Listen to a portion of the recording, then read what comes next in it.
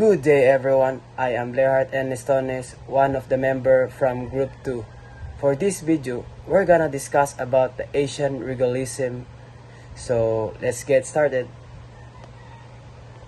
Globalization. Globalization is a process of international integration arising from the interchange of the global view of products, ideas, and other aspects of culture. The process of globalization has increased in research history due to the advance in industrialization, rapid population growth, increase of transportation, increase of global travel, and advent of technologies such as mobile phone and the internet. Regionalization.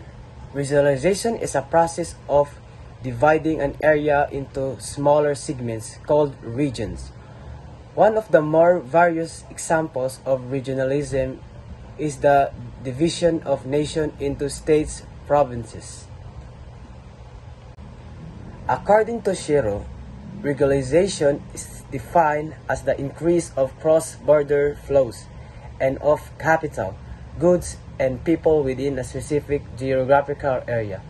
It develops from a bottom-up through society driving process coming from the markets, divide private trade and investment flows, none of which is strictly controlled by the government. Regionalization can be called spontaneous bottom-up process. Hi sir, hi classmate. Our topic for today it's all about what is Asian regionalism. Asian regionalism refers to the process of cooperation and integration among countries in Asia, aiming to promote economic, political, and social and cultural within the region. It is driven by the recognition of shared interest, common challenge, and benefits of regional collaboration. Key aspects of Asian regionalism include economic integration. Asian countries, particularly in East and Southeast Asia, have proposed economic integration through trade agreement, investment partnership, and regional organizations like Asian Association of Southeast Asian Nations, Asia Pacific Economic Cooperation, and Regional Comprehensive Economics Partnership with the region. Political cooperation. Asian regionalism also involved political cooperation on issues such as security, governance, and diplomacy, foremost like the Asian Regional Forum and the East Asia Summit provide platform and dialogue and cooperation and regional security and political issues. Cultural exchange. Cultural ties are also crucial aspect of Asian regionalism. Countries, the region share historical, cultural, and religious connection, and there are effort to strengthen their bond through crucial exchange, tourism, and education. Why there is an Asian regionalism? Asian regionalism has emerged as a response to the growing need for economic cooperation and stability within the region. As Asian economies have become increasingly interconnected, countries in the region recognize the benefits of working together to enhance trade, investment, and economic growth. The cultural and historical ties that many Asian countries share also provide a foundation for collaboration as shared experiences and values foster a sense of solidarity. Additionally, the geopolitical landscape in Asia, with its various territorial disputes and the influence of major powers like China and India, necessitates a regional approach to maintain peace and security. Regionalism allows Asian nations to manage these tensions more effectively through dialogue and cooperation. Moreover, by forming regional blocs, Asian countries can better assert their collective interest on the global stage, balancing the influence of Western powers like the United States and the European Union. Environmental and social challenges such as climate change and pandemics further underscore the need for regional cooperation. These issues cross national borders and require collective action, which regionalism facilitates. Finally, regionalism in Asia promotes development and innovation by enabling countries to share resources, knowledge, and best practices, leading to more equitable progress across the region. Good day, sir. Good day, everyone. I'm the cadet in Puerto Encarnacion, and my topic is about an example of regionalism. But before that, I'm gonna explain about what is regionalism. Regionalism refers to the advocacy or promotion of the interests and culture of a specific region within a larger political or national framework. So, an example of regionalism is the rise of Catalan nationalism in Spain. Catalonia has a distinct language, culture, and history, and there has been significant political movement within the region advocating for greater autonomy or independence from Spain. So this regionalism reflects a desire to preserve and promote Catalan identity and self-governance within the context of the larger Spanish state. So since we are focusing on Asian regionalism, so I have here also an example of Asian regionalism. So an example of Asian regionalism is the Association of Southeast Asian Nations, or ASEAN, established in 1967.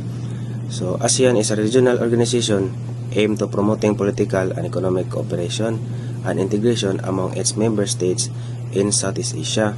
So basically, the organization seeks to enhance regional stability, foster economic growth, and address common issues such as trade, security, and environmental concerns. So its member countries include Indonesia, Malaysia, the Philippines, Singapore, Thailand, Brunei, Vietnam, Laos, Myanmar, and Cambodia. So from overall, Asia represent a significant effort a regional integration and cooperation in Asia. And that's all. Thank you. The advantages and the disadvantages of regionalism. One of the most significant advantages of regionalism is potential to stimulate economic growth by reducing trade barriers such as tariffs and quotas. Regional integration can create larger markets, economies of scale, and increase investment. This in turn can lead to job creation, improved living standards, and greater economic prosperity. For member states, additionally, regional cooperation can facilitate the sharing of knowledge, technologies, and best practices, enhancing competitiveness and innovation. However, economic benefits of regionalism are not without their drawbacks. Even development without regions can exacerbate existing disparities, leading to a social unrest and political instability. Power member state may dominate the regional organization, leaving smaller states realize and disadvantage. Moreover, regional integration can sometimes result in trade version, where member states trade with each other instead of more efficient trading partners without the region. This can lead to a higher price for customers and businesses. Beyond economic conservation, regionalism can also promote political stability and cooperation by fostering dialogue and understanding among member states. Regional organization can help to improve conflicts and resolve disputes peacefully. Moreover, regional cooperation can lead a framework for collectiveness, security, and defense, enhancing the security of member states. Nevertheless, regionalism can also have negative consequences. For political sovereignty, member states may have to compromise or certain policies for decision in order to maintain regional unity. This can lead to a loss of autonomy and a reduction in nation sovereignty. Additionally, over-reliance or regional integration can make member states vulnerable to economic or political shocks. Key factors of Asian regionalism. Asian regionalism is shaped by a mix of historical, geopolitical, economic, and cultural factors that drive countries in the region to cooperate and integrate. Number 1. Historical legacies. Many Asian countries share a colonial past and post-colonial state formation, which have left behind regional identities and challenges. Historical conflicts and territorial disputes also influence current regional dynamics, pushing countries toward cooperation to maintain peace and stability. Number 2. Geopolitical factors. The rise of China and ongoing security concerns such as tensions of the Korean Peninsula and the South China Sea disputes drive regional alliance and frameworks. Organizations like ASEAN play a central role in promoting peace, stability, and cooperation. 3. Economic independence. Asian economies is increasingly interconnected through trade, investment, and supply chains. Economic initiatives like the Regional Comprehensive Economic Partnership (RCEP) are crucial for fostering growth and addressing development disparities within the region. Number 4. Cultural and social ties. Shared cultural heritage, religious tradition, and migration patterns strengthen regional bonds. Pan-Asian identity and cooperation are also promoted through cultural exchanges and social ties. Number 5. Environmental and resource management. Asia faces shared environmental challenges including climate change and natural disasters. Regional cooperation on issues like disaster response and sustainable development is crucial, as is collaboration on energy security and resource management.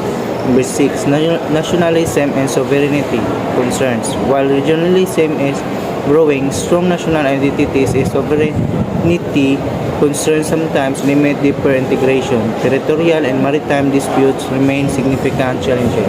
In summary, Asian regionalism is driven by combination of historical ties, economic independence, and the need of security in cooperation in complex and diverse regional organizations like ASEAN. Initiatives like RCEP are central to managing this regionalization.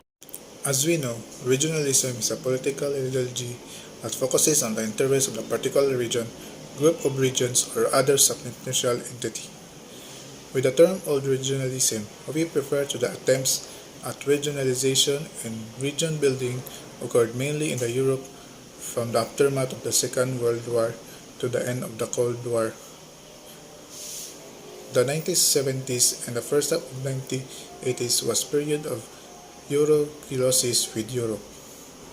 Regionalism is the rest of the world was also in the state of oblivion. However, the prospects of the fall of the Berlin Wall, together with the 1985 White Paper on the Internal Market and the Single European Act, resulted in a new dynamic process of European integration. This was also the start of what has often been referred to as new regionalism on the global scale. The new regionalism referred to the number of new trends and developments such as spectacular increase in the number of regional trade agreements, an internally oriented and less perfectionist type of regionalism, an anti-hegemonic type of regionalism would emerge from within the regions themselves instead of being controlled by the superpowers, and rise of a more multidimensional and pluralistic type of regionalism. How does regionalization affect globalization? Countries' regionalization has a major impact on globalization in a number of ways. The following are some major effects. Number 1. Economic integration. By lowering tariffs and other trade barriers, regional trade agreements enable smoother trade amongst their member nations. As a result, areas may see faster economic growth and increased global competitiveness. Businesses frequently set up regional supply chains to maximize production and distribution in particular locations. This can result in lower cost and higher efficiency. Number 2. Cultural exchange. Regionalization can foster cross-border exchanges between nations that are similar in terms of geography or culture, resulting in the adoption of common languages, customs, and values that have the potential to shape world culture.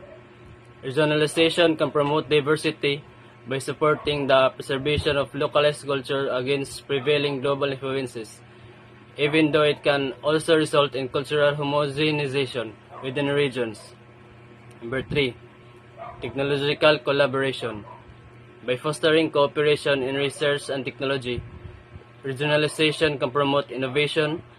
This can result in the creation of hubs that draw talent and investment, boosting global competitiveness. In conclusion, national regionalization has the potential to both support and contradict globalization. It encourages cultural and economic interchange, but it can also result geopolitical unrest and the elevation of regional interest. What is regionalism in the Philippines? In the Philippines, regionalism can be traced through our history and geography. It refers to the individuals to adhere and identity primarily with the cultural, ethnic, and linguistic traditions of their particular region rather than the whole country. As Filipino, we should identify where we belong because we all know there are many regions here in the Philippines. We should know how to differentiate ourselves from other people. We should know our ethnicity and where we came from. Because here in the Philippines, there are so many regions we can see. Regions with different customs, traditions, and dialects. And each regions, we have different beliefs and practices, depending on the history we know.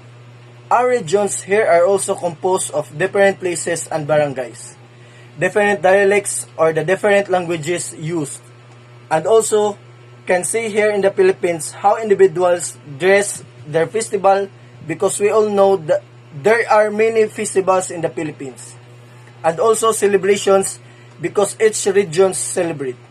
This involves political views and economic views or livelihood, which includes globalization because we want to compete in other places. Regionalism in the Philippines refers to the strong sense of identity and loyalty that have people toward their particular region or ethnic group, often taking precedence over national identity. This is rooted in the country's diverse geography, history, and culture, which have led to the development of distinct languages, traditions, and customs across its many islands. While this diversity is a source of cultural richness, regionalism can also create challenges such as political fragmentation, competition for resources, and social division. It can affect national unity and sometimes influences political dynamics with local interests often prioritized over broader national concern. What is the difference of regionalism and globalization? Globalization and regionalism are two distinct but interconnected concepts related to international relations and economic integration. Now, let's talk about the globalization refers to the increasing interconnectedness and interdependence of countries worldwide. It encompasses the global flow of goods, services, information, people, and ideas leading to a more integrated global economy and culture. Regionalism focuses on cooperation and integration within a specific geographic region. It emphasizes economic, political, or cultural ties among countries or area within a particular region. Now, let's proceed to focus. Globalization aims at creating a global network that transcends regional boundaries, fostering worldwide integration. It involves international trade agreements, global communication networks, and universal cultural exchanges. Regionalism concentrates on strengthening relationships and collaboration among neighboring or geographically close countries. It often involves regional trade agreements, political alliance, and cultural exchanges within a specific area. And the last one is the impact. Globalization promotes global competition and spread of technology, ideas, and economic practices. It can lead to increased economic opportunities but also to challenges such as economic inequality and cultural homogenization. Regionalism can lead to regional stability and tailored economic development but may also result in regional disparities or it can address local needs more specifically but may limit broader global integration. In essence, while globalization seeks to integrate countries on a global scale, regionalism focuses on enhancing cooperation within specific region, but can complement each other as regional agreement may facilitate global trade and vice versa.